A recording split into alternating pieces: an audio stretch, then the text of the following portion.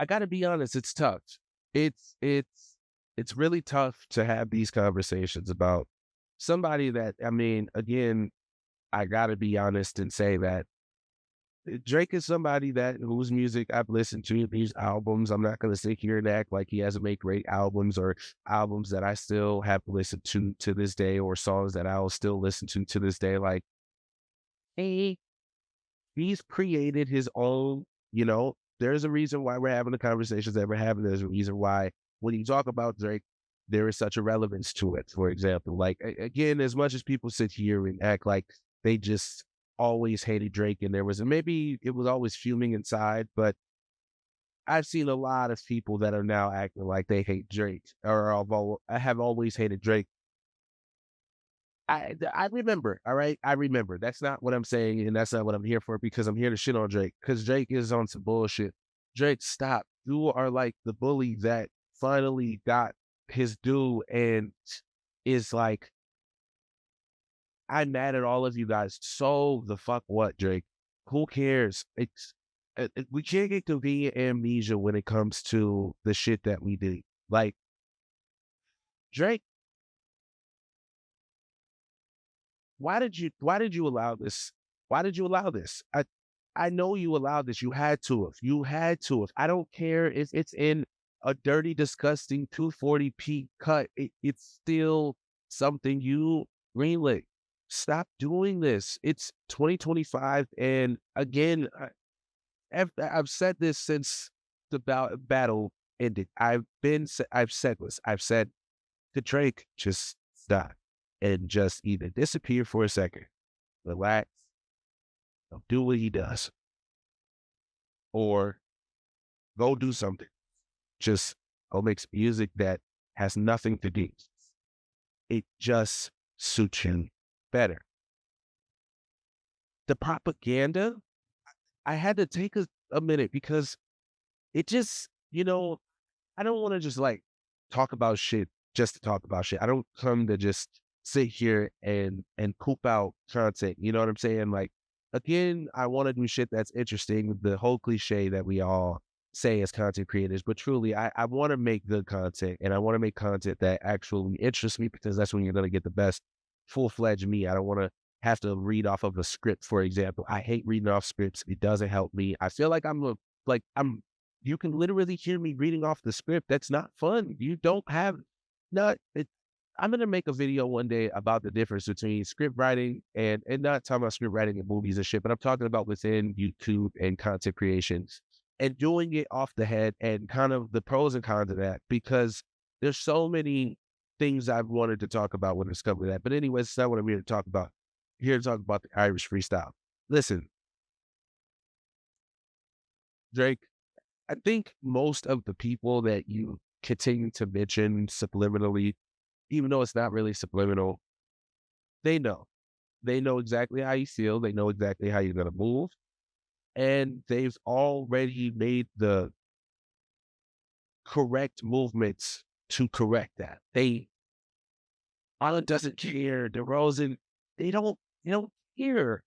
You don't care. They're basketball players like Drake. You remember that meme where I think it's either DeMarcus Cousins or LeBron, where Drake is looking up at him like that's like his dad or something? Like, Drake has that type of energy constantly, and it's like he has like a toad type of memory, or again a whale type of memory, a elephant type of memory. Again, I'm trying to get the right animal right, but when it comes to what people do to him, no matter how small it is, if it is something he considers to be a slight to him, hold on to it. We know this. He's held on to shit for years. And it has been something that has been constantly talked about. And, for the most part, again, the propaganda. Let's just propaganda real fast. Of no, and Drake is really good at this. He knows how to keep something seeming a certain way. And it's died down a lot for him, because of course Kendrick is so big. He's also put no energy into constant conversation about how much he shit on Drake, knows what he did, and he let that be what it was supposed to be. Let that fire burn slow, Easter style, you know what I'm saying? And for people to think that Family Matters now all of a sudden, not like us, Euphoria or Ethergram, 616 in LA.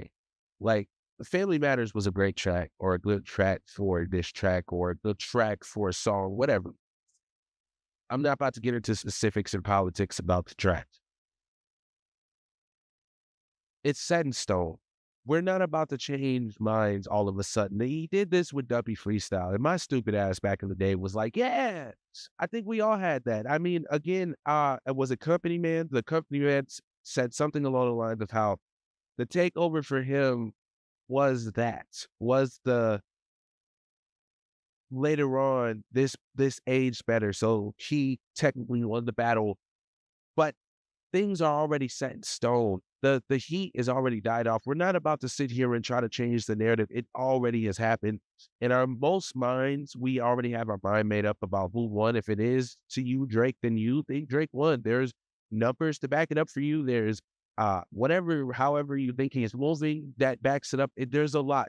Again, on the Kendrick side, you got people that I think the Kendrick conversation and just sometimes it does get a little much with the way that people try to dilute the way that, you know, things kind of went and how people kind of thought about, you know, push-ups, for example, before Kendrick dropped. And again, that's what happens. Perception does change. The victor gets to write history, but that doesn't mean that, again, like the whole just acting like Drake just all of a sudden is the worst human being ever is crazy to me. But I do understand that that's what happens in beats.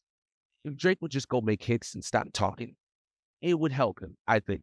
Again, I feel like I'm caping for it, but I also feel like I'm doing my just due by I get conflicted because I've admitted multiple times and on multiple occasions that Drake is somebody that, before the beef, I said Drake and Kendrick's gonna be hard for me. I'm just gonna sit back and watch because it's hard to see two guys that I honestly listen to and appreciate. I used to argue with my cousin about To Pimp a Butterfly versus The Life of Pablo because he was a Ye fan. And the thing also is that, like, I would always have to sit there and within myself, of course, like, try to figure out how, and where I place Drake as far as rapping goes, not as far as music and structure. And because, again, Drake is clearly a good artist and, what he does pop wise, you can't deny all that good shit.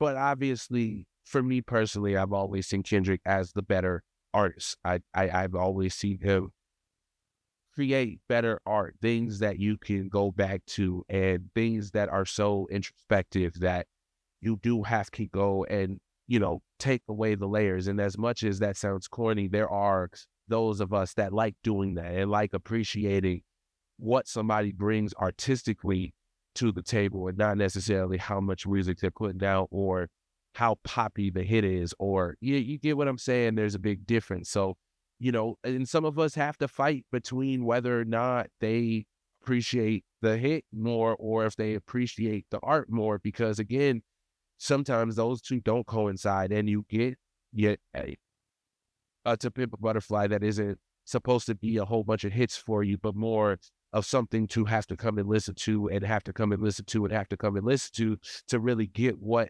the concept of the album is if you don't understand that first or second time. You have to just give a lot of credit where credit is due. Because again, a lot of what Kendrick has said did hate well. A lot of what Kendrick has said, he kind of started to embody talking about Drake. And it really does put a lot of that conversation into perspective. This Irish freestyle really, I feel personally, just continues to show the L that Drake constantly feels he is taking. Again, he kind of just sat and started to complain about and talk about how these people that he once looked at as close are now top in size. But if you're talking about Braun, if you're talking about DeRozan, these are the same people that also fuck with Kendrick. And that is something that, to make somebody choose sides, if we were talking the other way around and Kendrick did it, we would be calling it just as corny. It's just corny. friendship or not. I get it. I get that, you know, a lot of things were said, there is a lot of what you deem to be defamation of your character. Can. Yeah.